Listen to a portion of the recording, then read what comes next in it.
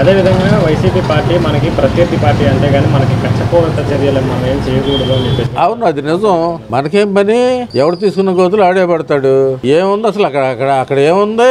ప్రతిపక్ష హోదా లేదు, 18 సీట్లు కావాలి, ప్రతిపక్ష హోదా లేదు. వాళ్ళు మొన్న ఎవరో అంటున్నారు డిబేట్ లో, ఆఫ్టర్ ఆల్ ఒక ఎమ్మెల్యే జగన్, ఆఫ్టర్ ఆల్ ఒక ఎమ్మెల్యే. ఏముంది, జగన్ చరిత్ర అయిపోయింది సార్. ఊరిన వాళ్ళేదో తిరుగుతా. అసలు 3 వారాలు అయింది వీళ్ళందరూ ఛార్జ్ తీసుకుని. ప్రమాణ స్వీకారం 12 జూన్, నెల అయింది. నెల అయితే ఈ లోపలే వాళ్ళు ఏం తప్పులు చేశారు? వాళ్ళు మళ్ళీ ఇవన్నీ ఆఫీసుల్లో ప్రమాణ స్వీకారాలు చేసి అవన్నీ హ్యాండ్ ఓవర్ చేసుకుంటానికి వాళ్ళు 10 రోజులు పెట్టింది. అసలు 20 రోజుల్లో అసలు వాళ్ళు ఏం తప్పులు చేశారు? ఇది ఏం తప్పులు చెబుతాడు? ఆడు జనాలకు వస్తే మొన్న కడపలో కూడా చాలా పరాభం జరిగింది జగన్కి.